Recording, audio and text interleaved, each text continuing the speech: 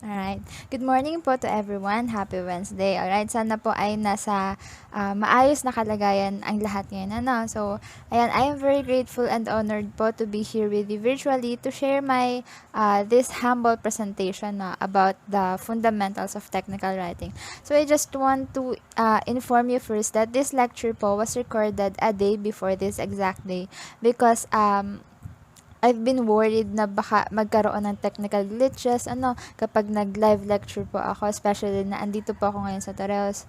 So, the internet connection here is intermittent. Kaya, para complacent, I've decided to record it na lang po. Before I start my presentation, I am Miss Marinath L. Malubag, a college lecturer in the Marinduque State College for almost 2 years now. And I am also the designated secretary of the Institute of Agriculture and the College of Natural and Allied Health Sciences, where I am assigned to teach. And I am as well a member of the secretariat of the MSc Torrijos campus. Yan. So I am currently pursuing Master of Arts in Education, major in language teaching at the same school, and currently working on my master's thesis na po. Okay, let's start. So, I am to discuss the first 6 topics, which are the definition of technical writing, the properties of technical writing, the major tasks of technical writing in the government. Fourth is the 7 sins of technical writing. The second to the last is the third basic areas of technical writing, and the last one is the technical writer. Okay, so Ma'am Nika after me will be the one to continue discussing the latter and the more technical part ng atin pong subject matter ngayong umaga, right? And ayan, so as we start here, we are expecting you to aim these 6 learning objectives after our lecture session this morning. Okay, first, you shall understand the nature of technical writing and the purpose of it. Right? Second, you shall identify and acknowledge the common errors and problems in technical writing. Third, you shall distinguish your intended audience before you start writing in order for you to influence the content of your document and develop it based on your audience needs. For the fourth one, you shall apprehend appropriate writing styles for government audiences and customers. For the fifth one, you shall recognize and apply the SMART or the specific, measurable, achievable, relevant, and time-bound technique to write effectively and meaningfully. And for the last one, you shall realize the principles of developing technical documents to create professional and effective written communication documents that are grammatically correct. Alright, so I hope these are all clear on your end. If you have questions nga po pala or clarifications or concerns, you're very much welcome to raise it po through our comment or inbox section of this virtual room para masagot po namin during or after the discussion. Okay? Alright, so the first question would be, why do we have to write? Bakit nga ba natin kailangan pa magsulat? In this world of rushing and pressure just to save time, writing documents seems slow and time-consuming, di po ba? So why do we have to write a letter or a memo if you can make a quick phone call to the intended audience or the receiver of the written message? So why do we have to spend time thinking about how to put into words the information that can be transmitted naman spontaneously without the extra effort of heeding syntax and punctuation, no? Well, these questions, they really have a point naman talaga. But this logical reasoning fails when we come to consider the type of documents technical writers need to develop as well as the audience they are addressed to. Kasi on many occasions, di ba po, communication is not just from one emitter to one receiver, but rather from one to many, as is the case ng memos, di ba po? Although it can be addressed naman to a single person, pero memorandums are usually addressed para sa karamihan, para sa maraming individual. Kung itatawag lang ni secretary, say for example, yung message na gustong iparating ni boss doon sa intended receiver ng message, I guess it will be more time consuming at masasabi natin na maaaring hindi maging effective yung pag-deliver ng message. Bakit po? Kasi 'di ba, kapag pinapasa lang natin yung message verbally, there are times na hindi eksakto and clear yung essence na nasasabi natin. Maaaring may nababawas, maaaring may nadadagdag, at doon nag-occur yung misinformation sa isang workplace. Okay? What else? Ganun din sa mga reports, no? So, they are meant to be read by more than one person. Although, pwede naman natin siyang i-present verbally, yung report, in front of a group of persons, which is nangyayari naman talaga sa atin in reality. Pero, what happens next naman ay nahingi rin sa atin yung written report dahil nga kailangan. And, kaya from those situations, to simply put, most documents generated in the technical field include information that cannot be easily transmitted unless it is orderly displayed on a document. So, meaning verbal or oral communication may fall short when we need to transmit the information technical documents require. Kaya dito pa lamang sa puntong to, masasabi natin na the writing skills can be considered an important factor in technical and scientific field, right? Now, how about technical writing? Okay, so when you hear the term technical writing, what comes on your mind? Sige nga po, pakitype sa ating inbox kung ano yung unang idea or concept na napasok sa isip natin kapag naririnig natin yung term na technical writing. So, ano yun? Ano yung pinagkaiba niya sa normal or sa ibang types of writing? Okay, so perhaps you think of scientific reports, specifications, mga manuals, instructions, mga software documents, So, you would be correct, kung yun yung mga in-input ninyo. Pero tandaan po natin na ang technical writing or technical communication is so much more than that. No? Technical writing is basically a genre of non-fiction writing na naga-encompass not only doon sa mga technical materials na nabanggit ko po kanina, such as yung mga manuals nga, instructions, but it also includes writing produced in day-to-day business operations such as correspondence, proposals, mga internal communications, media releases, and many kinds of reports na nakikita natin at nahahawakan natin araw-araw sa atin pong mga trabaho. And because oral and visual presentations nga po are such an important part of our professional life, technical writing also encompasses this as well. Okay, here, to further explain the concept of technical writing more simply, gusto ko pong ibahagi dito sa inyo yung quote from the legend Mr. Albert Einstein. So, he said here that if you cannot explain it simply, you don't understand it well enough. Okay, so very comprehensive naman po, So, there is a common misconception kasi implying that simplicity in writing comes from simple-minded daw or unintelligent writers. But as the renowned genius stated, though, it actually takes a thorough understanding of a concept in order to explain it in simple terms. In fact, one of the easiest way to tell if a person really understands a concept well is to see if they ramble or go in circles as they try to explain it, right? At ito yung isa sa pinakang main job ng technical writer, to explain things simply. So, what is technical writing exactly? Alright, so technical writing is used to inform, instruct, or direct a specific audience through maximum clarity and precision with a specific tangible goal in mind. Alright, so to talk about the first three underlined words, which is to inform, instruct, or direct. So, the general purposes of technical writing po kasi is to ask, to ask for something, to tell something, to provide a detailed account of a specific accomplished activity, to build a goodwill, and to provide permanent record.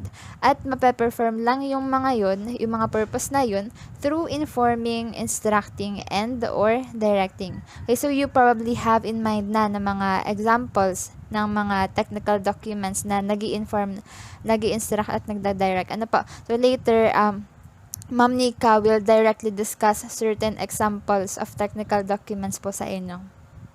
Okay, now dito naman po tayo sa second underlined phrase, which is the specific audience. Ayan, so if you are going to write or create a technical document, you have to know and identify first the intended audience for whom the document is to be written. Okay, so intended ba siya for the public?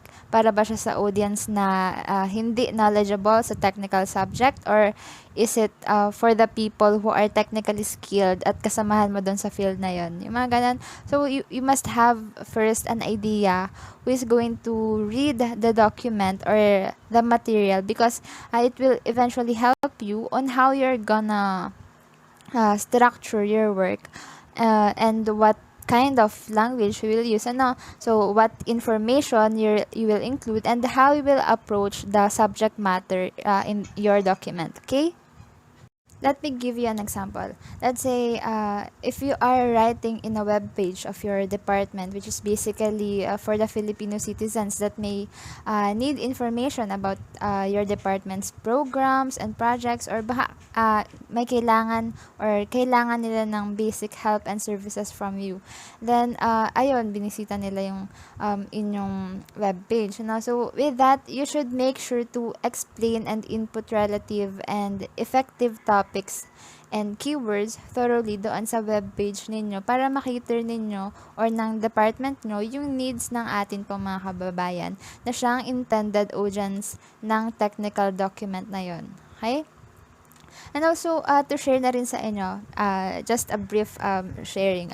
So, I have read research which shows that younger brains daw can actually process information faster than the older generations, making it easier to for them to transition from task to task. Kaya napapansin natin yung mga kabataan, lalo na ngayong walang face-to-face classes, no, they tend to do their schoolworks, tapos tutulong sa gawaing bahay, tapos social media for a while or for a long while, tapos yung iba nakukuha pang mag-participate sa mga community organization activities, mga ganun po, tapos yung iba ay may trabaho pa, no? So meaning generations that grew up in this era are conditioned to constantly change their focus, and comparatively naman the older generation, they can focus and learn better due to a more resilient and longer lasting attention span.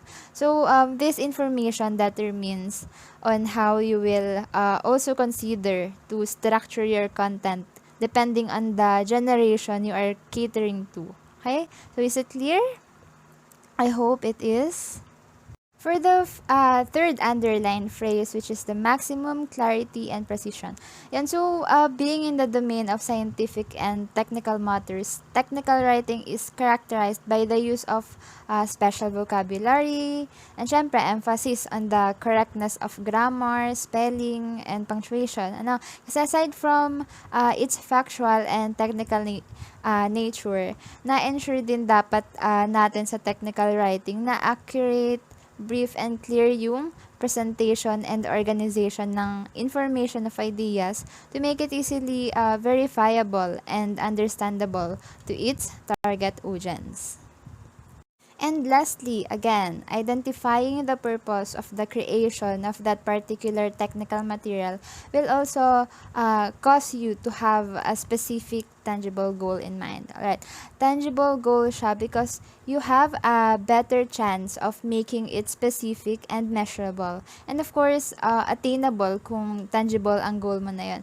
For example, when you released a memo about For example, the standard dress code for the upcoming Semana Santa on April. No?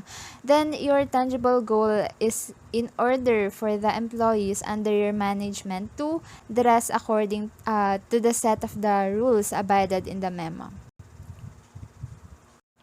Alright, so in other words, based on all of this, technical writing conveys specific information about a technical subject to a specific audience for a specific purpose using effective, accurate, and concise diction and/or visual presentation. Now, let's familiarize ourselves naman to the properties of technical writing. Okay, so in the field, we call it as the ABCs of the technical writing. Okay, so why ABC? Let's know why. Ayan, the ABCs of technical writing. So obviously, the properties of technical writing which we have to consider in order for the document to be effective is designed based on the letters of the alphabet from A to Z. So yan, medyo marami-rami po ito. No? Kaya let's now tackle it one by one. First is accuracy. Okay, so in order for a technical paper to be effective, it has to be accurate. At magiging accurate lamang ang isang document if it is free from errors. If it's every word is precise. Ano? Kaya care must be truly exercised in the selection of words to be used in a technical paper. Okay? Another thing, editing or revising is required din po to ensure that the errors are corrected because para sa mga mambabasa, especially sa mga critics, so errors are eyesores. Okay? For them or for us, paper filled with errors is not attractive. Ano pa? Okay? Second, we have B for brevity. Okay, here, this property says that an effective technical paper is brief or short. So I'll give you an example. Technical people like businessmen and government officials are busy people, right? Meaning they don't have much time to read long papers, kaya the shorter the paper, the better. Pero what we must put in mind is yung kanyang completeness and yung kanilang clarity ng technical document na yun. So they should not be sacrificed for the sake of brevity. And in order for you to make your paper brief, all you have to do is to prune out dead wood, mga redundancies, and the other unnecessary words and phrases. Okay? Next, we have C for coherence. Okay. When we say coherence, it refers to the ideas that stick together. Okay? And the way of putting ideas together to form a coherent whole achieves by using what? By using transitional words or devices properly. Okay, in short, proper collocation should be observed when you write a technical document. Yung tamang paggamit at pagsasaayos ng words sa isang form para makapag-produce ng isang presentable document. Okay? Yan. Next, we have D for directness. Alright, so this property naman, it conveys that a technical document has to be on point. Okay? You have to refrain from going around the bush or the so-called roundabout construction. So you have to avoid long-winded introductions para nang yung wala nang pasikot-sikot. Okay, tandaan po natin na sobrang magkaiba yung technical writing at creative writing. Sa technical writing, you don't have to be creative and imaginative. Okay? Sa pagsulat naman ng paragraph for the body, you have to normally begin with a topic sentence, then develop ka na ng main idea with the supporting sentences. Yan. And of course, it should be ended with a concluding sentence na on point din or direct at wala na ring pasikot-sikot. Okay? Next, we have E for emphatic. Ayan. So, the technical paper has to be emphatic also. And in order to do so, you should highlight the main ideas and downplay the subordinate ones. Okay? So, paano po yun? Paano natin yun magagawa? There are, of course, specific strategies in order for you to produce an emphatic document. You have to apply parallelism, position, repetition, we also have conciseness, and the other means, okay? Okay, next is F for factuality. Ayan, so we all campaign naman po sa no to fake news sa kahit saang bagay. No? So especially sa technical writing, kailangan natin siyang i-campaign.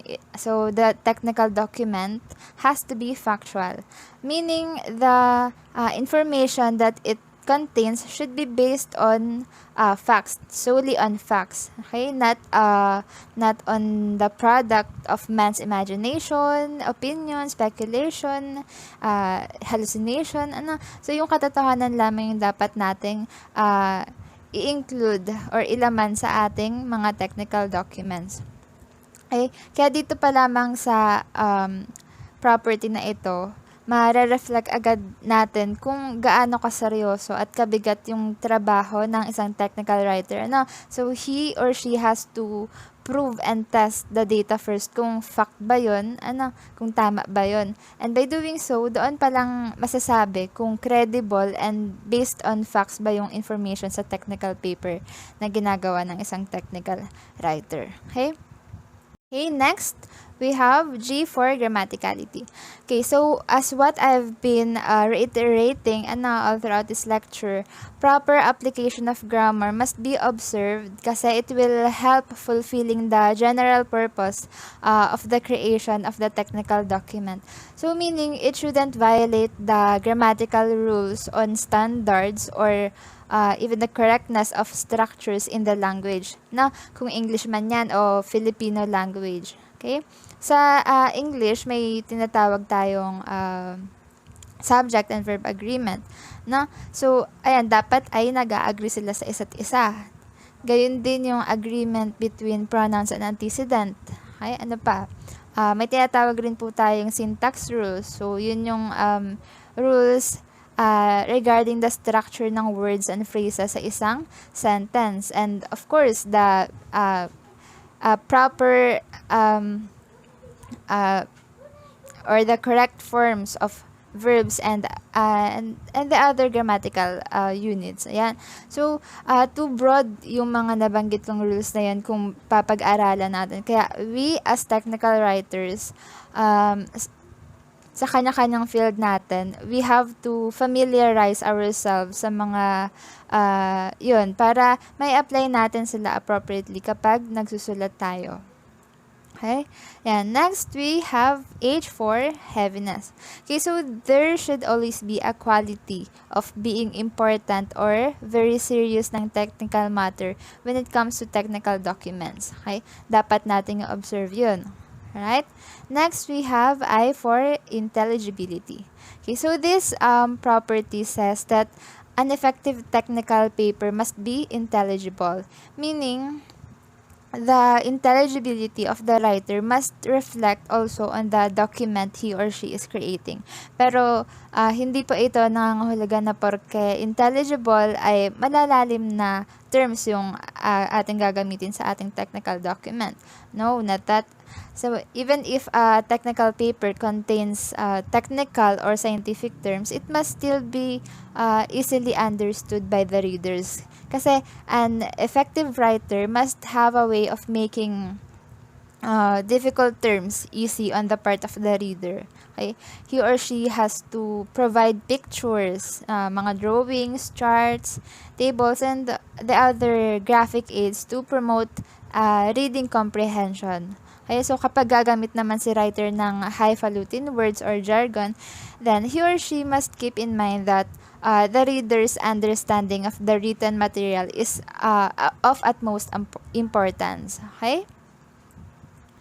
Next, J for judiciousness. Okay, so here it says that an effective technical paper is written judiciously in all stages of writing. May it be pre-writing, or the writing stage itself, or the post-writing stage. And even in all aspects of technical writing, like syntax, sa diction, organization, layouts, and such. Okay? So you as the technical writer, you must understand and discriminate relation between fact and opinion, between truth and falsity, between goodness and badness, between ethicality and unethicality. No, ibig sabihin, there should always be a careful judgment and evaluation when it comes to technical writing para maiwasan po natin na magkamali at makapagbigay ng inappropriate information sa atin po mga readers. Okay? And next, K is for keenness. Okay, ayan. So, it has to be keen and sharp. The technical document we are creating has to be keen and sharp. Right, so, dapat siya ay highly developed, okay? Additionally, you as the writer must be smart to make use of your intelligence to satisfy your end users or the readers. So, dapat kapag binasa nila yung document na ginawa mo, makukuha or ma-attain nila yung goal nila kung bakit nila binabasa yon. Okay? I know there's no such thing as perfect, but in a technical document, it must perform its purpose palagi. Okay? Yan. Next, we have L for logicality. Okay, so in this property, your technical document must conform with the principles of logic. Ano nga po yung logic? Well, it is the science of correct thinking and reasoning. Okay, so dito sa technical writing, hindi natin kailangan ng logician to show yung correct spatial, temporal, yung causal, yung genus species, and the other relationships of words and ideas.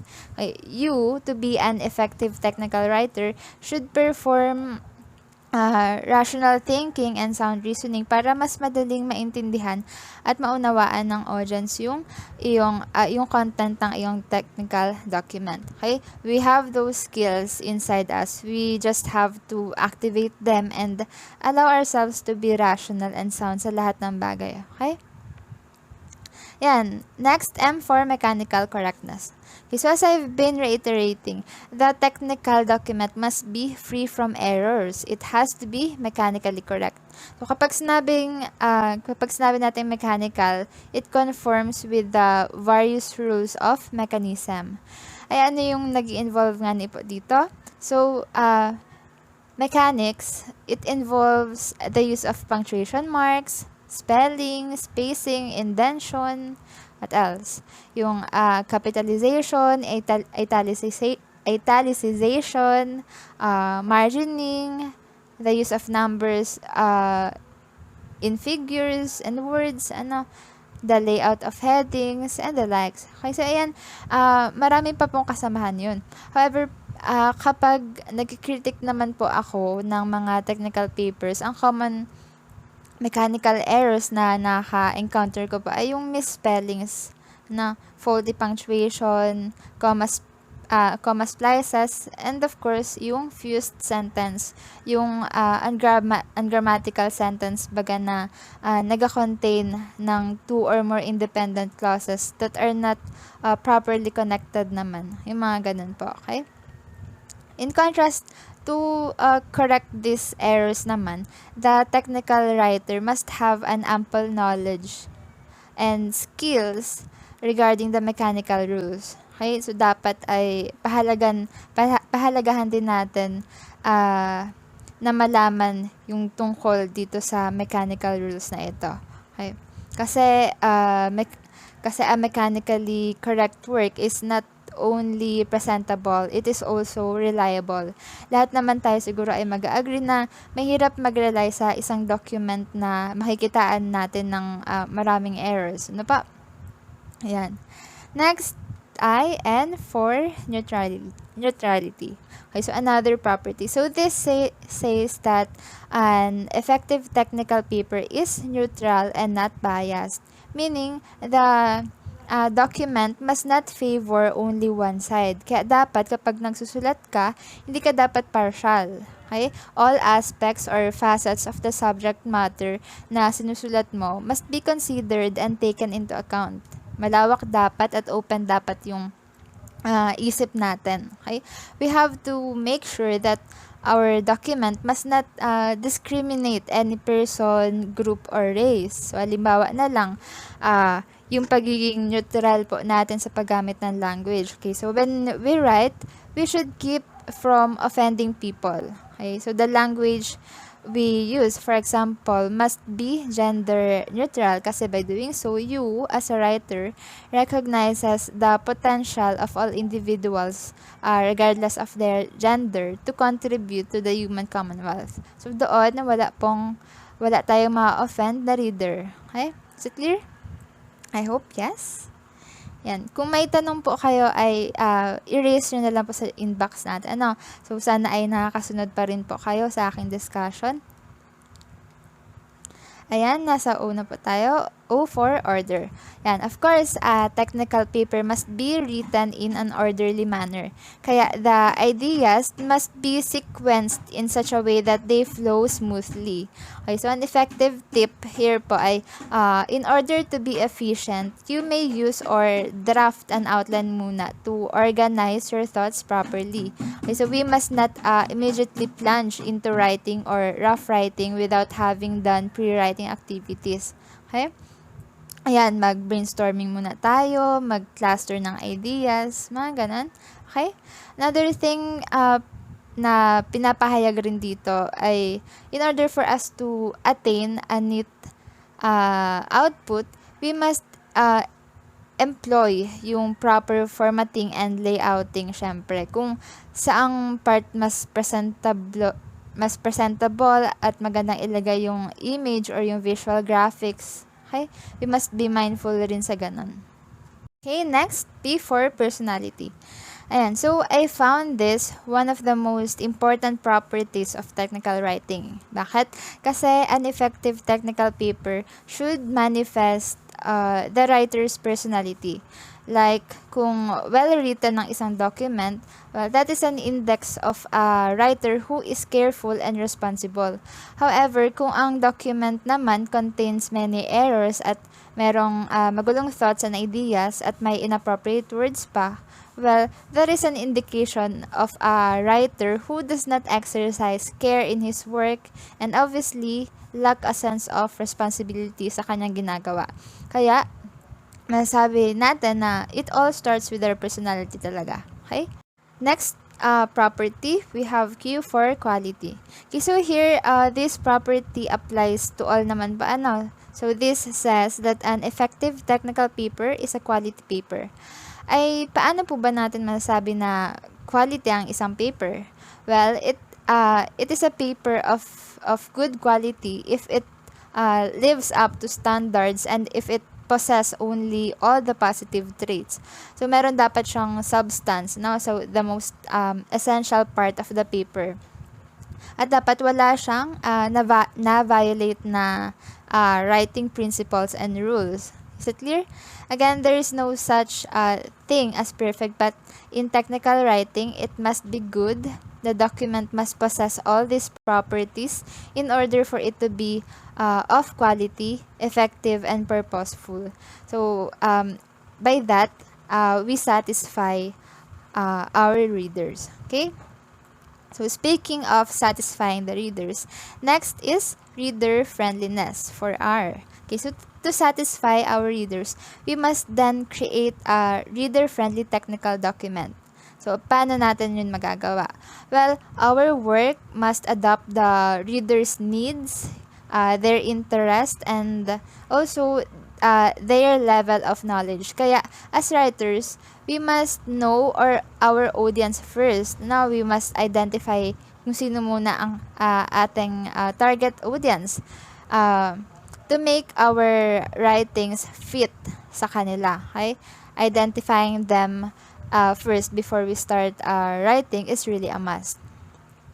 Okay? Next, we have S for specificity.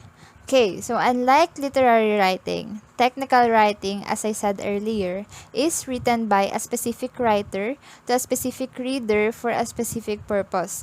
So in other words, the words used should be specific so the reader can readily visualize the message. Wala na dapat flowery words and phrases. Hindi na yun kailangan dito sa technical document. Okay? Next, we have T for thoroughness.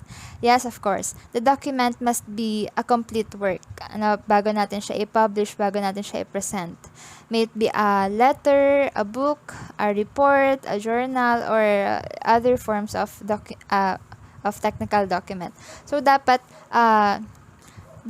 na thoroughly done yung ating technical document. Hindi kulang-kulang. So, yun, wala nga ni tayong na-identify na error, pero kulang-kulang naman. So, wala rin. Our technical paper must not miss out anything that is essential or salient to its being. Kaya, as a writer, we must provide the important data or whatever the reader needs. Hindi siya katulad ng isang narrative document or creative writing wherein madalas iniiwan sa readers kung ano ang ending ng kwento, di ba? Or yung conclusion. Like, kunwari sa isang manual, nagkulang ng isang procedure kasi nagkaroon ng hindi careful na pagsulat sa part ni writer. E di, iiwan na sa reader kung ano yung nagkulang na procedure na yun. Either maghuhula ng procedure si reader or mag-experiment siya. No? And that act reflects ineffectiveness sa part of technical writer, which is very wrong. Kaya, let's put in mind that a technical paper always has an introduction, a body, and a conclusion. It is complete, right? Okay, next we have U for unity. So, in order for our paper to be unified, it must be consistent then in purpose, sa idea, sa voice na ginagamit, doon sa mood ng technical document, and doon sa ginagamit na language. Okay? So, kapag nakitaan ng violation to these procedures ang ating work, then it may be considered as a disunified paper. So, hindi siya unified. Okay? Next, we have V for veracity.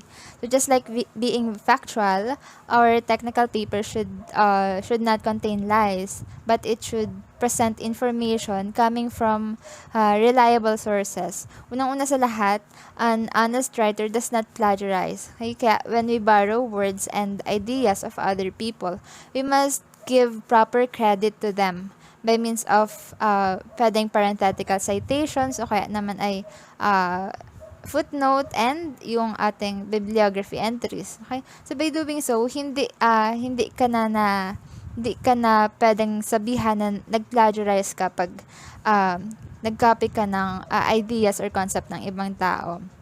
So, properly documented pa yung technical work mo kapag ginawa mo yung proper credits na yon. Okay?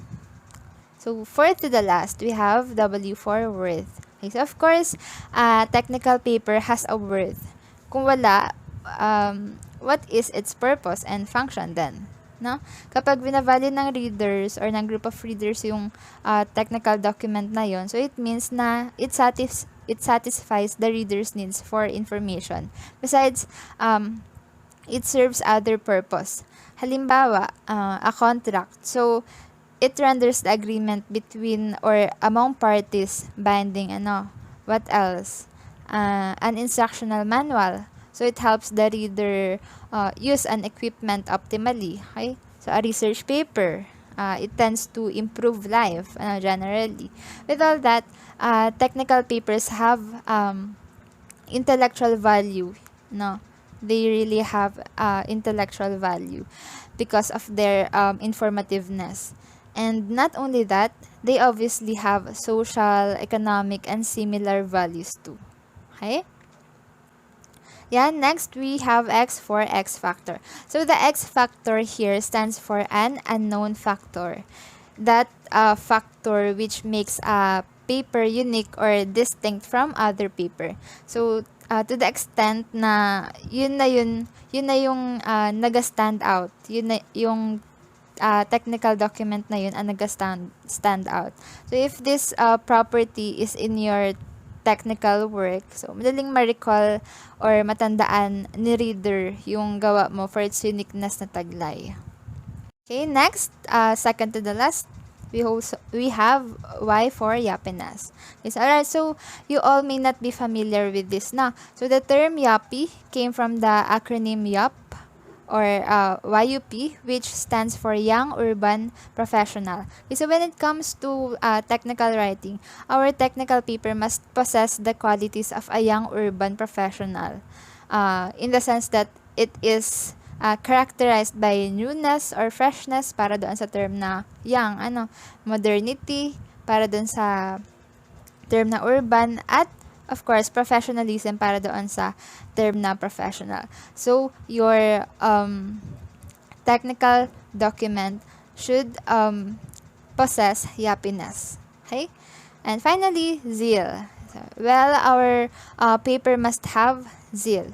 If you are eager or enthusiastic writer, we will be able then to produce a paper with zeal. And if our paper is written enthusiastically, then it will be surely read by the readers with enthusiasm. And by doing that, they will eventually appreciate our technical work. Okay?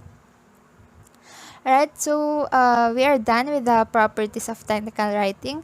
Sa dami ng features na ito, we are hoping that you have comprehensively understood the idea, the concept, and of course the purpose of technical writing and technical document.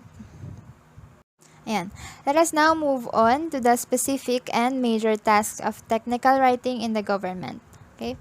Well, honestly, maraming tao ang hindi familiar with the central role of technical writing in their organization, no? So they don't realize na it isn't just typing up sets of instructions and definitions. Kaya sa properties of technical writing na diniscuss natin, we really hope na hindi na natin siya tinitingnan as a job role na sulat-sulat lang, no? It is more than that. Kanina, we have tackled na generally technical writing informs, directs, and instructs, diba? This time, let's focus solely sa kanyang function sa government sector. Okay, so I have here 5 major tasks of technical writing in the government. So let us discuss them briefly. Right, so first, it serves as a record. Yes, it is because of technical writing, kaya meron tayong kept written records sa ating offices that provide and offer us basis sa mga matters that we need. Okay, for example, reports and minutes of a meeting could serve as a basis for, let's say, management decision or even for public relations, no? So, it may serve as a basis. Okay. Another, magagamit rin natin ito or ng office, yung mga records na to, for future reference. Okay? Like for example, what we usually do, we always perform safekeeping of documents dahil kakailanganin natin ng mga ito when accreditation comes. No? So, eventually, it will be used for future reference. Okay? Next, the second task, technical writing furnishes us in the government our needed information and provides significant instructions. Is for example, a memorandum. Technically, we almost regularly see and receive memorandums in our department or organization, diba? So, it is used to communicate something or immediate importance within our organization. So, yun yung use niya. So, meaning, it brings us information about a matter, and it occasionally includes naman an element of persuasion or call to action, kaya nakakapagbigay rin ng instruction sa atin. Okay? In other words, technical writing allows us to be informed about the problems and later to solve those problems. Okay? Third, technical writing records and procures programs, projects, or business. Okay, so that is mainly through proposals. Yes, this is of utmost importance talaga sa atin sa government pa.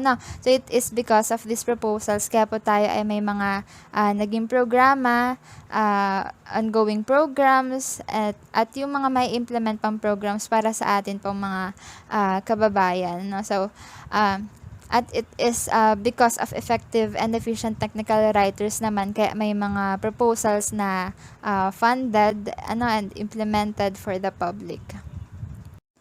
For the fourth task, which is the technical writing, lets us record what has been done. Okay, so the simplest example of this is the minutes of meeting, right? So here in this type of document, it gives us an official written record of actions the board of committee took at a meeting. Okay, so it basically serves as historical purpose, but just as important, it also serves as a legal purpose. No, hindi lang siya basta-basta notes taken during the meeting. It is a technical report that memorialize the actions, and relatively this latterly will serve as a record then. Okay, and for the last task, for the fifth task, technical writing provides reports to top management and stakeholders. Okay, so itong mga reports na ito, they're usually compiled as a result of research and analysis of data of issues, di ba? For example, the annual or quarterly accomplishment report of an organization, well, it allows us to present adequate information on various aspects of our work accomplishments to the significant recipients of the data, may it be sa ating mga bosses or sa atin pong mga customers, the public. So we simply pass a portrayal of facts as it is to them. Like, even if one gives inferences, solid analysis, and also the data and visual graphics are already provided still doon sa report natin. So, however, technical documents may also serve as a report din intended for the people within the organization to analyze problem areas with a group of technically skilled people in order for the problems to be resolved. Okay, so there, that summarizes the major tasks of technical writing in the government. So kung isipin natin ay technical writers really play a significant role sa ating organization pala talaga, no? So they are the ones who enable organizations to communicate complex information comfortably to the employees and target audience. Kaya they are indeed of great importance dito sa ating highly technological world. So they are really so skilled. Okay, thanks to them. Okay, moving on.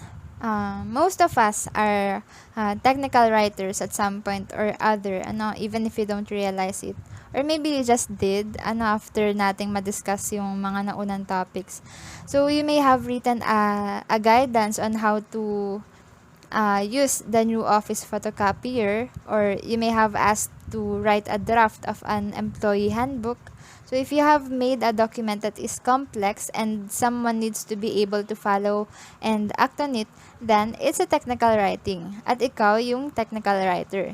So what I'm saying now is the fact that many people don't realize that what they're writing is technical may partly explain why so many of these types of documents fall short, in which we call them as the sins of technical writing. So ang kagandahan lang dito, those shortcomings tend to fall into just a few categories and they're easy to fix. So, ayan, let's look at each of them and let's all know how to fix them.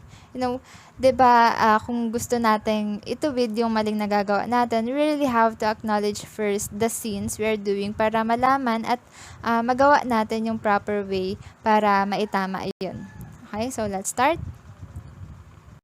Okay, so for the first sin of technical writing, which is the messy structures, ayan. So let's admit that there are lots of technical documents that confuse readers and fail to achieve their aims dahil sa hindi lang sila naplano ng maayos bago simulaing sulatin o gawin. So this lack of planning means that the documents, especially the longer ones, nauwi lang sila na nakastructure doon sa isang hindi makatuwirang paraan, no? So, let's say for instance, ang hirap ma-identify doon sa document yung subject matter. So, hindi maintindihan kung ano talaga yung pinaparating na mensahe dahil gulo-gulo yung ideas niya.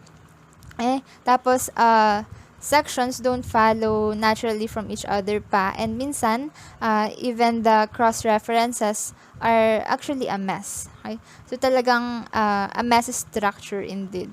So kung titingnan natin siya positively, mapufrustrate lang o madidismaya lang yung reader doon sa technical document when read and seen. Pero kung titingnan natin yung worst side, the messy structure of the technical writing will just make the document virtually unusable. So hindi talaga siya magagamit. Okay?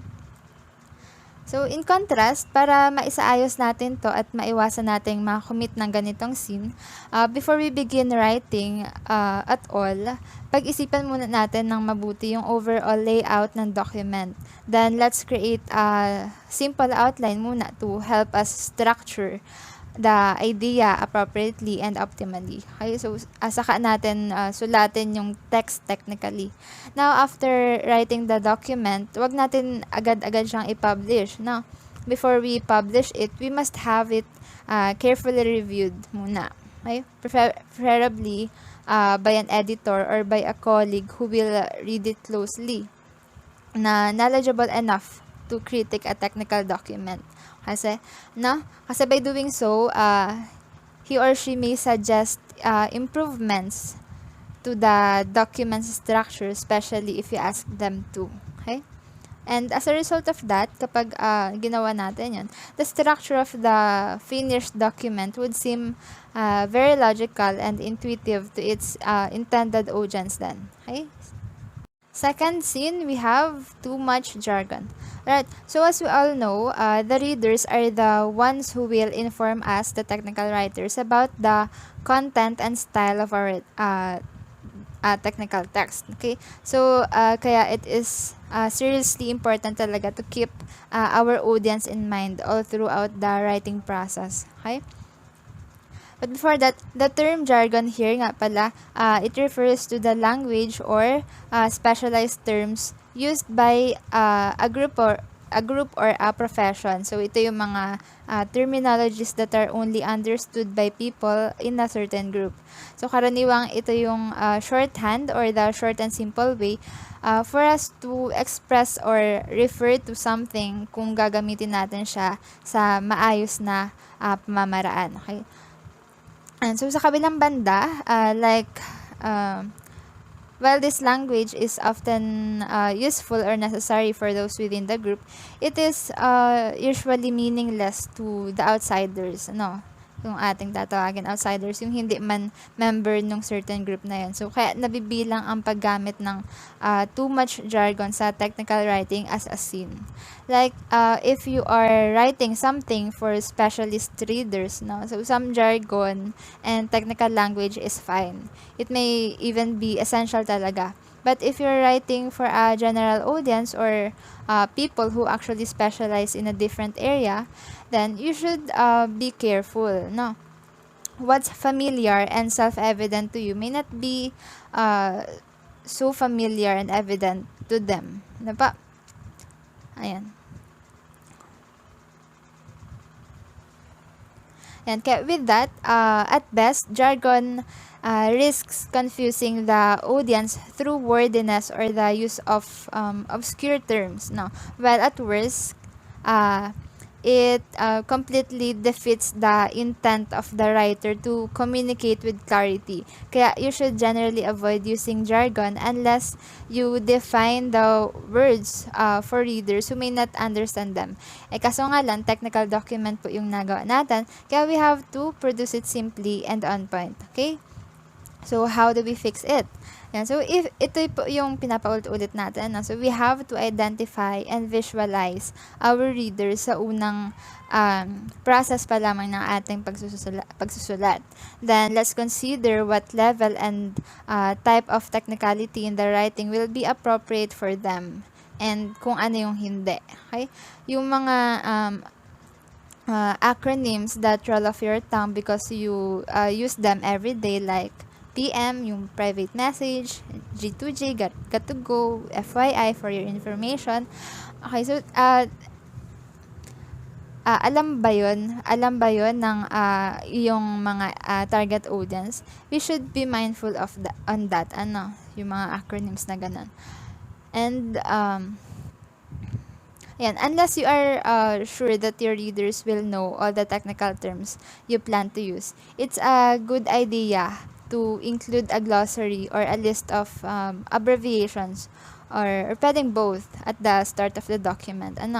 Kaya naman po, another strategy is to explain those items in parentheses or footnotes when they first appear sa iyong document. Pero kung marami-raming terms ang gagawan mo ng ganito, then you should probably just add a glossary instead para maiwasan yung maraming text doon sa inyo pong document. Okay? Ayan, for the third scene, the most common, the poor punctuations. And technically, all writers and all of us here, I know, have a passing knowledge of the main set of punctuation marks. So, sa kabilang banda naman ay merong kaunti sa labas ng professional authors and editors yung may thorough grasp of how each of the punctuation mark works. Kasi alam naman natin, each punctuation mark has its own function and use. Hindi natin sila basta-basta dapat gamitin. No? Pero the truth is, the use of full stops and question marks is painless enough. But beyond that, there is a widespread difficulty with getting the details right. Baka dahil sa hindi natin pagiging careful sa paggamit ng punctuation marks, ay iba na yung maibigay nating information sa readers, no? Yes, it affects. 'Di ba may mga ganung instances talaga. For example, kapag hindi natin nagagamit ng maayos yung comma, no? Like for example, yung statement na nabasa ko sa Facebook yun yung I love baking my family and my friends, dun pa lang sa statement na I love baking my family and friends, iba yung nabibigay na information, so may misinformation na nangyayari. Ibig sabihin doon sa walang use ng commas na yon, the person bakes his or her family and friends, ay hindi yun yung alam natin na hindi yun yung gusto niyang ipakahulugan.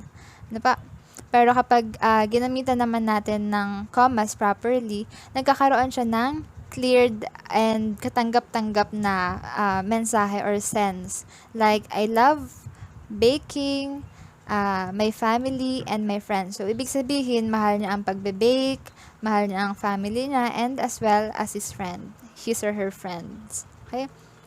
So, with that, we really need to be mindful when exactly are commas required, which dashes go where, when should we use hyphens, what's going on with colons and semicolons, so we have to familiarize ourselves with that. Hindi na natin po yun may isa-isa dito, another broad topic yun. Kaya let's start familiarizing ourselves na rin lang doon sa mga punctuation marks na yun. So, yun po yung dapat natin gawin so we could avoid committing the sin of poor punctuations. So, you may find a good and modern guide then to punctuation and read it carefully until you have a firm grasp of each mark's use and misuse. Tapos, considering that you have basic knowledge naman na about that, then You may pay particular attention to any area you have trouble with. If there are certain mistakes or difficulties na na-encounter ka kapag nagsusulat ka at gumagamit ng punctuation marks, then unahin mo silang i-address. Okay? Okay, next, the fourth scene is the inconsistency. So as reiterated, technical writing should always convey coherent ideas and trains of thoughts. Ano po? But unfortunately, this doesn't always happen. And that's especially true kapag yung document ay isunulat na or ginawa na dati pa, created by, let's say, multiple authors. Ano? So usually, nag-o-occur yung ganitong scene kapag ina-update lang ng ina-update yung document without having due regard doon sa kanyang overall consistency and readability. Kapag nangyayari kasi yun, that results in choppiness ng documents style. So doon sa kanyang layout, pati doon din sa tone na ginagamit, and also the point of view of the document. Okay? Yeah, like for example, if you're not consistent with the POV or your point of view you're using in writing, the text may address readers as you in one paragraph and as readers naman in the next. So, the tone may switch abruptly from warm and chatty to scientific. No? So, hindi na maintindihan kung ano yung gamit mong POV, kung first person ba or kung third person pa ba, ano. So, that can be disconcerting. So, maaaring malito yung readers mo kapag iba-iba yung gamit mo ng point of view. Okay? So, in this scene, how can we fix it? Kaya, yan, if you're making changes to an existing document or dati pang ginawang document, it would be better na you will get a sense of the surrounding context, na including things like its tone and tense. Ano? You must try to align your changes with this so that the new material is incorporated seamlessly, or if necessary, signposted appropriately. Alright? Yan. For the fifth scene, we have too much abstraction. Okay, so here, people writing in a formal or semi-formal context often go overboard in an effort to make their technical writing sound proper and elevated. Kaya there are really times na our technical document as a result can end up very abstract at noun heavy. Let's say for example, the statement, the achievement of good performance. Okay, it may sound fancy, di ba? The achievement of good performance. But isn't it too mouthful when compared to performing well, no? So, they have the same sense naman, they have the same meaning. So, the latter, which is the performing well, is more simple and easy to understand. So, meaning, it's really no more impressive than the plain language option. Okay? So, abstractions like this, masasabi natin na they are really unnecessary sa isang technical document at kahit saang types of writing. At kapag present yung mga ganong abstraction sa ating technical document, parang sa part ng readers ay nakakapagod at nakakabigat siyang basahin. Baka hindi lang maging malinaw yung maging dating sa kanila noong technical document na yun. And how do we fix it? This particular scene. So, let's try to replace abstract and noun-heavy phrases with strong and straightforward verbs. Yung ganun nga sa in-example natin kanina, ano? Okay, so we are here on the second to the last scene. We have here unclear antecedents. Okay, so first, what is an antecedent po? Well, an antecedent, sila yung word, phrase, or clause that are referred to by another word, which is usually a pronoun. So, like for example, like eat, they, or who. Ano, yung mga ganon. And say, for example, in the statement, um, observe the results and add this to a worksheet. So from the first clause, which is observe the result, the word result is the antecedent of this, of the word this. And now from the second clause. And ayan, so obviously, ambiguity can occur when there is more than one possible antecedent. I know we have all encountered na yung ganitong instances madalas. Kaya when writing a technical document, kailangan natin maging careful sa paggamit ng antecedent para hindi maging ambiguous sa readers kung alin or ano yung tinutukoy po natin with the use of that particular pronoun. Okay? Kasi the truth is, this is a common blind spot talaga sa mga writers or sa mga technical writers. And it shows why we are our own worst editors. Kaya kailangan talaga na maibang tao na mag-review ng ating technical document na ginawa. Kasi when we review the text, we see only what we meant. We usually miss the potential for uncertainty. So better have someone else look over the document if possible. Okay?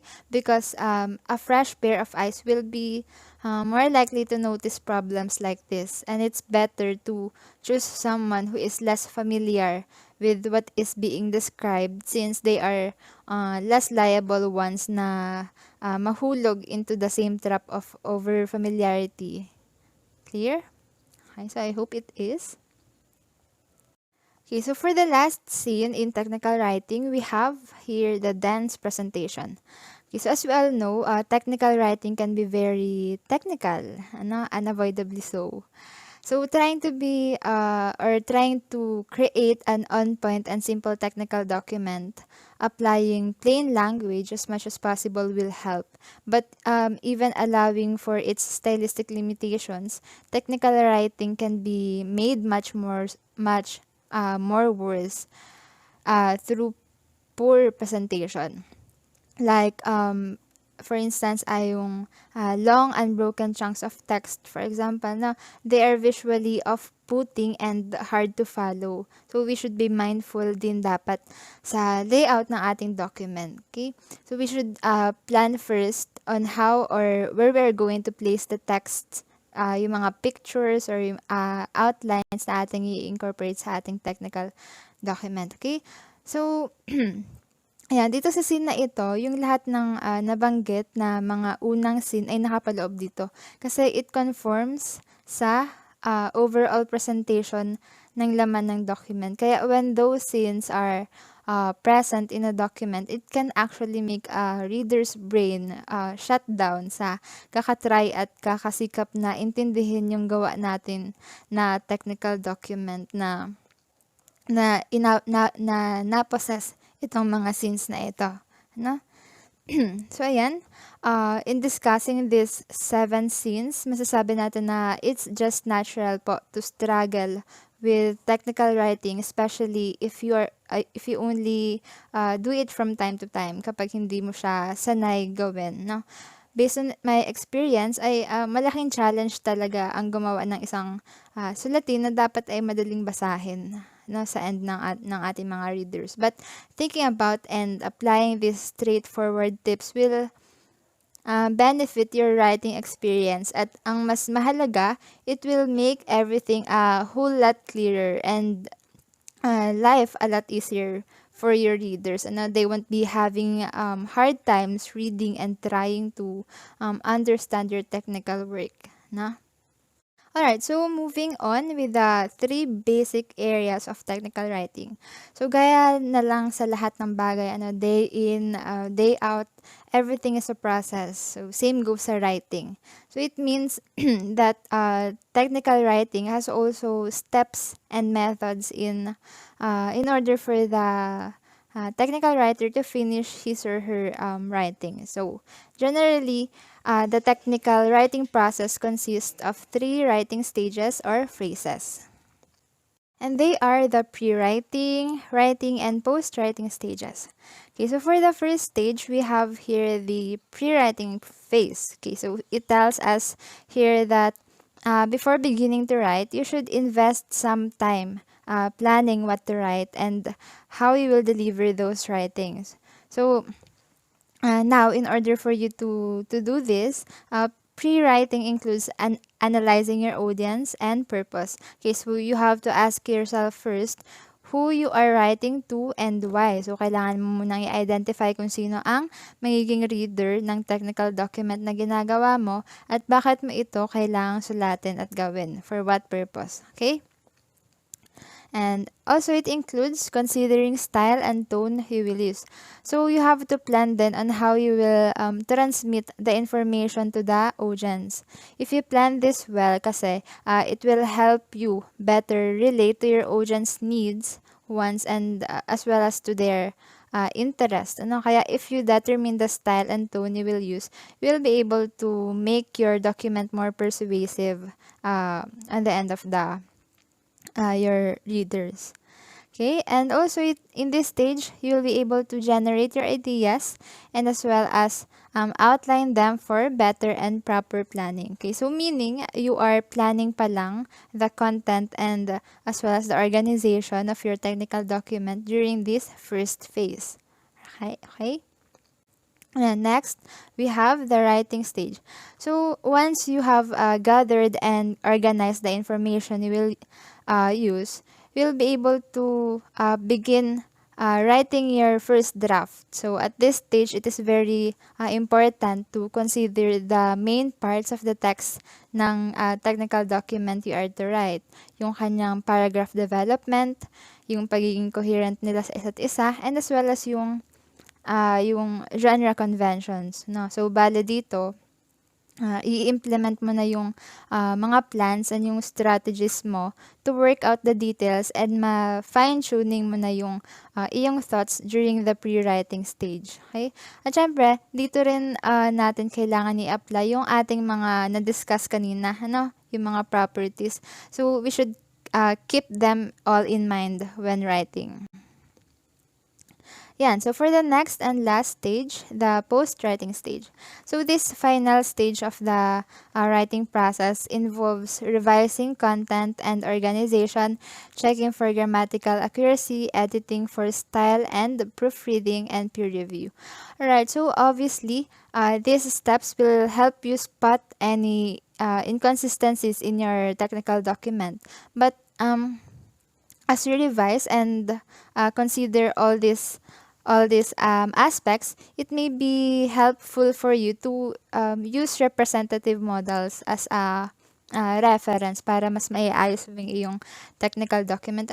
But in our case, sa government, there are standards and regulatory rules we must conform. So, sa inyo naman po, sa DILG, as far as I know, you have the circular number 2016-06. So, that was issued for the purpose of uniformity and guide para sa preparation at paggawa ng mga technical documents, specifically ng mga administrative issuances. So, ayun, following these steps may help us produce flawless final version kung tayo ay magiging responsible and careful when we write. Okay? Yan. And finally, for the last topic I am to deliver, I will introduce to you muna briefly the technical writer. Now, then Ma'am Nika will be the one to continue and delve into the depth of this topic later. So, we will focus muna on the qualities of technical writer. And given that, one must really possess the traits that are required for a technical writer to meet the expectations of his or her readers and to be an effective writer. So, kahit na ang nire-require ng technical document ay dapat simple mong ma-deliver yung message, you must be of course aware of scientific phenomena and must own a wealth of technical terminology, not merely layman's terms. Kasi bago mo ipaunawa sa readers yung content ng document mo, ikaw muna syempre ang dapat makaunawa sa deliver mong technical message. Okay?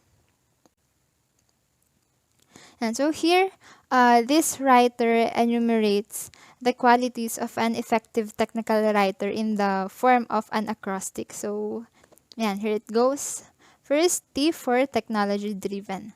So obviously, the technical writer must keep abreast with technology advances. As we're all aware, si technical writer yung madalas na natakbuhan ng mga tao sa office kapag may concern sila when it comes to technology, 'di ba? Kasi ayun nga, they are expected to be knowledgeable sa aspect na 'yon. Okay. Next, E for effectual. So, the technical writer must produce the desired results. He or she must perform effective skills and actions para yung kanyang output ay maging effective din sa for the readers. Ayan. Next, C for curious.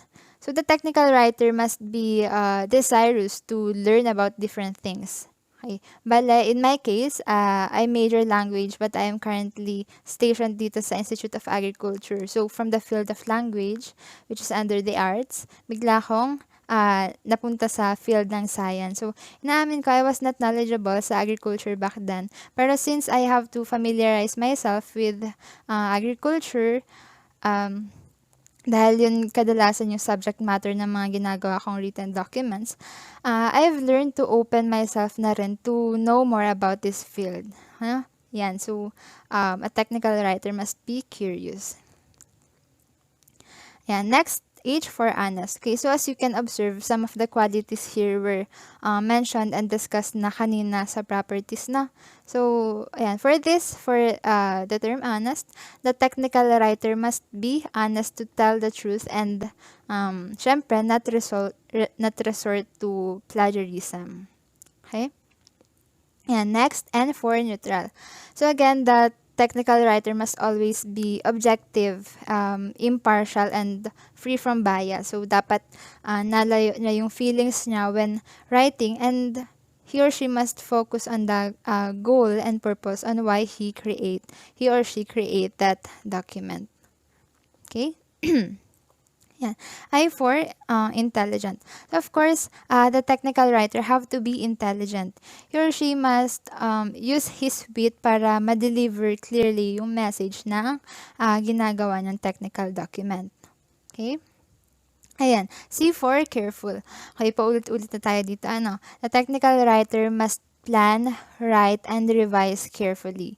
He or she must take pain in doing the work. Dapat siyang nagsisikap or dapat niyang pagsikapang walang makomit na sin para masatisfy na yung kanyang intended readers. Okay?